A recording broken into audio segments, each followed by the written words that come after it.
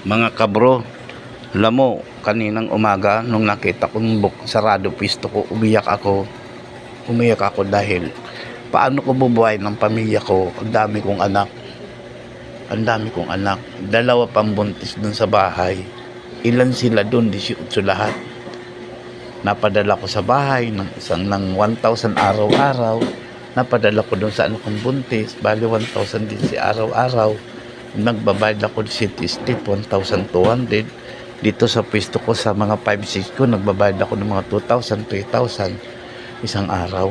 Alam mo, sa totoo, araw-araw mga kabro, yan ang aking problema. Pero yun nga, sa paniniwala ko, inabot ako dito ng more than dito sa pwesto ko, kasi dito sa Quiapo, more or less 33 years na ako dito. Pero dito sa pwesto ko, more or less mga 16 years na ako dito.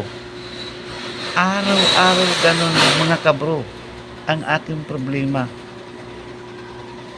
Halos kumita man ako ng magkano, halos wala din kinabukasan.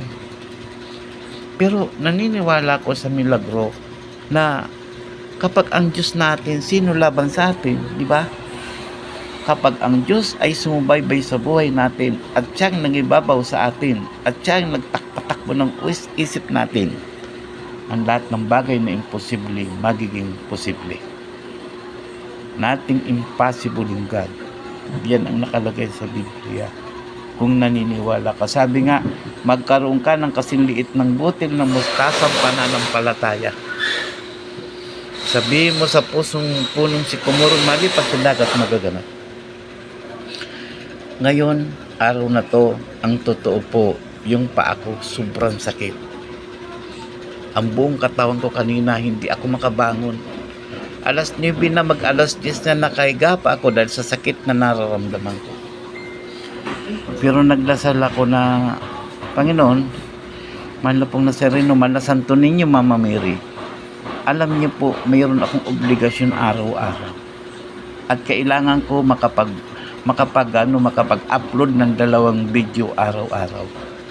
Hiningi ko yan sa Nazareno. Hiningi ko sa Mama Mary at saka sa Santo Niño ko.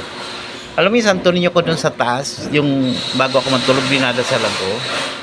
Yun ang aking yun ang lagi nagmimilagro sa akin. Tapos itong dalawa ko yan, yung Mama Mary, Santo Niño ko. Nagmimilagro sa buhay ko yan. Kaya ako, malakas loob ko na manatili dito sa pisto, sa Quiapo, kasi magmula nung nakilala ko ang Nazareno hanggang sa kasalukuyan, nangako ako sa buhay ko na hanggang tumanda at mamatay ako, hindi ako alis dito. Kamatayan ko lang ang dahilan kung bakit mawawala ko dito sa Quiapo. Dahil dito ko naranasan ang patnubay ng mahal na pong Nazareno, Santo Niño, Mama Mary. Dito ko naranasan na may nag-guide sa akin, may tumutulong sa akin. Sa isang dasal ko, ibinibigay agad. Hindi ako nahirapan maghingi. Kaya po mga kabro, mga sister, ilapit ninyo ang sarili nyo sa Panginoon. Ano man ang relihiyon nyo, Katoliko, Iglesia, Born Again, ano man relihiyon nyo.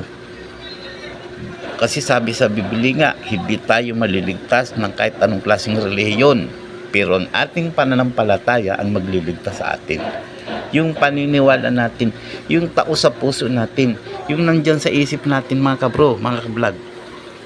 Walang imposible, lagi natin tatandaan. Na kung ano man ang mabigat na problema, lulutasin niya. Katulad ngayon, nasaraduan ako sa pista ko, umiyak ako kanina, nung nakita ko nasaraduan.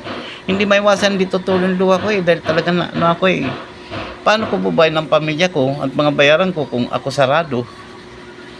Kaya, masaya ako mga kabro, dahil binigyan ako ng pagkakataon na makabayad sa pistong ito at matulungan ang mga anak ko, buong pamilya ko, matuloy ko ang mission ko sa kanila. Praise God, hallelujah.